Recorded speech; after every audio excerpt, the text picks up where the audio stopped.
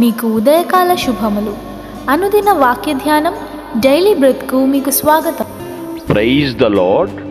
ఈ దినము కొరకు సిద్ధపరచబడిన దేవుని వాక్యము యోహాను సువార్త 2వ అధ్యాయము 24వ వచనం. అయితే యేసు అందరినీ ఎరిగినవాడు గనుక ఆయన తన్ను వారి వశము చేసుకొనలేదు. ఆయన మనుష్యుని ఆంతర్యమును ఎరిగినవాడు. ప్రభునందు పిల్లరా, ముందుగా మీకు హృదయపూర్వక వందనములు తెలియచేస్తూ ఉన్నాను.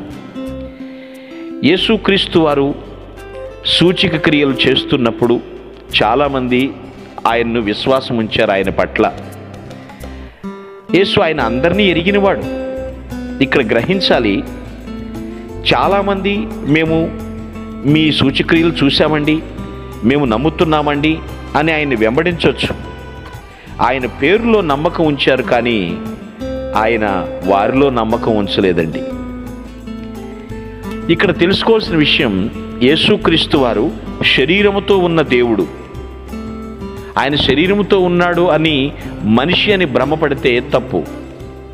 ఆయన శరీరముతో ఉన్న దేవుడు. మానవ స్వభావం గురించి దేవునికి ఉన్న జ్ఞానం ఆయనలో ఉంది. ఈ సువార్తలో ఆయనకున్న మానవాతీతమైనటువంటి జ్ఞానం, సూపర్ న్యాచురల్ పవర్ గురించి చాలా ఉదాహరణలు ఈ సువార్తలో మనం చూడగలుగుతాం. మనుష్యులందరిలోనూ భ్రష్ట స్వభావం ఉన్నదని ప్రభువుకు తెలీదా అండి? తెలుసు. విశ్వాసులు సైతం కొన్నిసార్లు తమ విశ్వాసములో చంచలంగా ఉంటారని, అపనమ్మకంగా ఉంటారని, లోతు లేకుండా బ్రతుకుతారని కూడా యేసుక్రీస్తుకు తెలుసు. అదేంటండి, చాలా గొప్ప విశ్వాసులండి అని చెప్పొచ్చు. ఎంత గొప్ప విశ్వాసి అయినా కొన్నిసార్లు చంచలంగా వ్యవహరిస్తూ ఉంటారు, అవిశ్వాసంగా మాట్లాడుతుంటారు. అసలు విశ్వాసపు లోతు ఉందా లేదా అని అనుమానపడేటట్లుగా కూడా జీవిస్తూ ఉంటారు. ప్రభు యొక్క సన్నిహితులు శిష్యులందరిలో ప్రధాన శిష్యులైన వారు కూడా కొన్నిసార్లు ఆత్మ విషయాల్లో మందమతులుగా ఉన్నారు. ఆయన మార్గాలను అనుసరించలేకుండా జీవించారు. దేవునికి తెలియదా అండి? మనుష్యుల ఆంతర్యములు ఎరిగినవాడు ఆయన. ఆయనకు మనము బోధ చేసేవాళ్ళమా? అయ్యా, నేను నిన్ను నమ్మేశాం, ఇక నీవే మా దేవుడువు, నిన్ను ఫాలో అయిపోతాం, మాకు వేరే డ్యూటీ ఏమీ లేదయ్యా అని చాలామంది యేసుక్రీస్తుకు చెప్పారు. ఏంటి, ఒక్క సూచక్రియ చూస్తేనే, ఒక కార్యం జరిగితేనే వెంబడించేసిన వాళ్ళంతా మందమతులుగా కూడా వ్యవహరించారండి.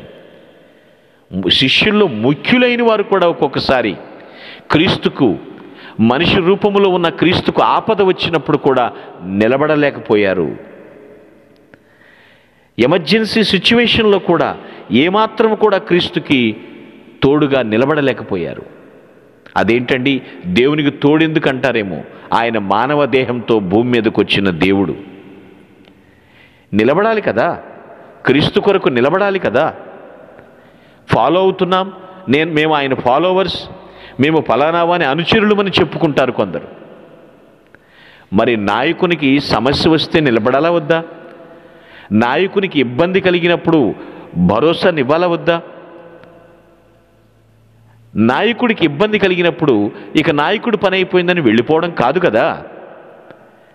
ఇక్కడ అదే మనం చూస్తున్నాం.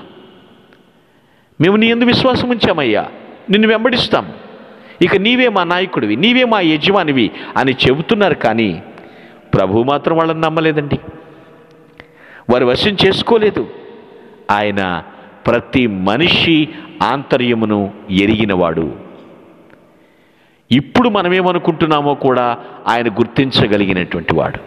ఆయన సర్వజ్ఞుడు, సర్వజ్ఞాని. ఏ మనిషి ఏ ఉద్దేశ్యంతో ఈ మాట మాట్లాడుతున్నాడో నువ్వు గ్రహించలేవేమో, దేవుడు గ్రహించగలడు. గ్రహించి నెక్స్ట్ స్టెప్ ఎలా వెయ్యాలో ఆయనకు తెలుసు. కాబట్టి నేను బలహీనుడని నువ్వు ఒప్పుకున్నప్పుడే దేవుడు నిన్ను బలపరుస్తాడు. నేను జ్ఞానహీనుని అని నువ్వు ఒప్పుకున్నప్పుడు దేవునికి సంపూర్ణ జ్ఞానమిచ్చి నడిపిస్తాడు. ఆయన్ని వెంబడించు, సంపూర్ణ విశ్వాసముతో వెంబడించు. ఎప్పటికీ నీ విశ్వాసాన్ని జారవిడుచుకోవద్దు. నీ విశ్వాసానికి పగుళ్ళు తెచ్చుకునే ప్రక్రియ చేయొద్దు. నీ విశ్వాసాన్ని స్థిరపరచుకో, బలపరచు. ప్రభువా, నా విశ్వాసమును బలపరచు అని ప్రార్థించు. ఆయన తన కృప చొప్పున నిన్ను తనకు వారసురాలుగా చేసుకుని ముందుకు నడిపించునుగాక. ఆమేన్. మీ కొరకు ప్రార్థించుటకు మేమెల్లప్పుడూ సిద్ధం. Praise the lord. ప్రభు నామమున మీ అందరికీ వందనములు. ఈ మా సందేశముల ద్వారా మీరు ఆశీర్వదింపబడినట్లయితే మీ తోటి వారికి షేర్ చేసి దేవుని రాజ్య సువార్తలో మీరు కూడా పాలుభాగస్తులు కావాలని ఆశిస్తున్నాం. మొదటిసారిగా ఈ ఛానల్ను చూస్తున్నట్లయితే మా ఛానల్ను సబ్స్క్రైబ్ చేయండి. వీడియోలు నోటిఫికేషన్ రూపంలో పొందుటకు బెల్ బటన్ని ప్రెస్ చేయండి. God bless you.